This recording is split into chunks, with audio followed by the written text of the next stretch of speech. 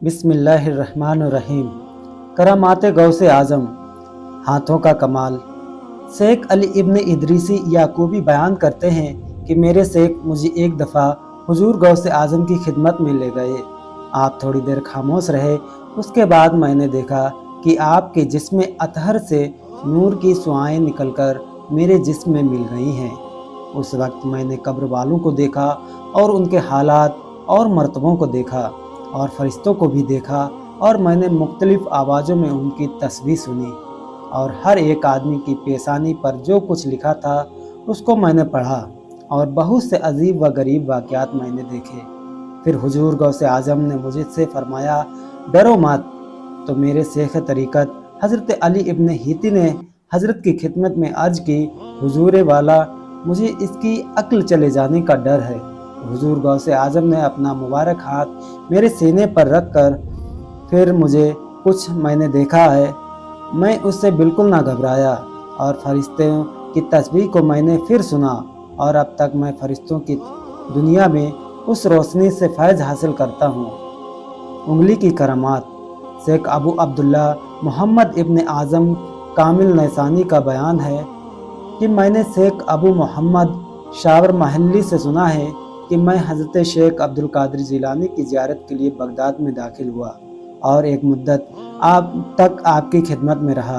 फिर जब मैंने मिस्र के लिए रवानगी का इरादा किया तो ख्याल आया कि यह सफ़र मखलूक और बिला सामान और बग़ैर खाने पीने के सिर्फ पैदल तय करूं।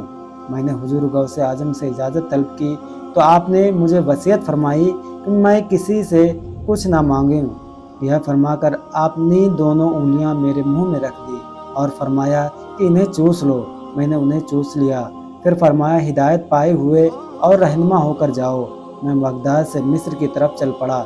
ना कुछ खाता था ना पीता था, मगर जिस्मानी कुव्वत दिन ब दिन बढ़ रही थी। जिस तरह एक मरतबा का बयान है कि रात के वक्त सरकार गौसे आज़म के साथ शेख कबीर, सैयद अहमद रिफ़ाई और आदि इब्ने मुसाफिर हज़रत सैयदना इमाम अहमद इब्न हम्बल रदियल्लाहु ताला अन्हु के मज़ार अनवर की ज़ियारत के लिए तशरीफ़ ले गए, मगर उस वक्त अंधेरा बहुत ज़्यादा था। हज़रत गौसे आज़म उनके आगे आगे थे। हुजूर गौसे आज़म जब किसी पत्थर या किसी दीवार या कब्र के पास से गुजरते तो अपनी उंगली इशारा फरमाते।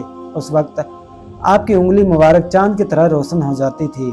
इसी तरह वह सब हजरात आपकी उंगली मुबारक की रोशनी से हज़रत सैयदना इमाम अहमद इब्न हम्बल रदियल्लाहु ताला अन्हु के मज़ार मुबारक तक पहुँच गए। खड़ाओं का कमाल।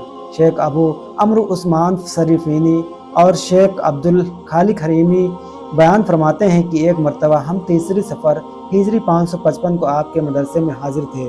अचानक आप उठे और खड़ाऊँ पहनकर वुज़ू फरमाया, फिर 2 रकात नमाज पढ़ी। जब नमाज से फारिग हुए तो एक चीख मारी और एक पैर की खड़ाऊँ को हवा में फेंक दिया, जो हमारी निगाहों से गायब हो गई। फिर दूसरे पैर की खड़ाऊँ भी हवा में फेंक दी। जलाल की वजह से हम लोगों को पूछने की हिम्मत न हुई। अलबत्ता हम लोगों ने दिन तारीख नोट कर ली।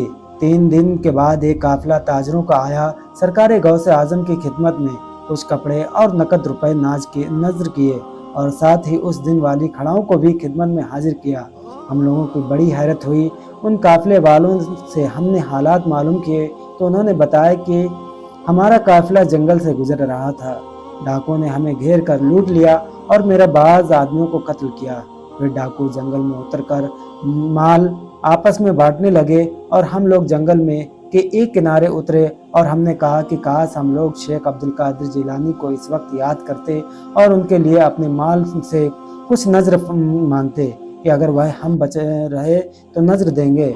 फिर हम लोगों ने सरकार गौसे आज़म को पुकारा तो फ़ौरन ही हमने देखा कि 2 चीखें ऐसी सुनी कि पूरा जंगल दहल गया।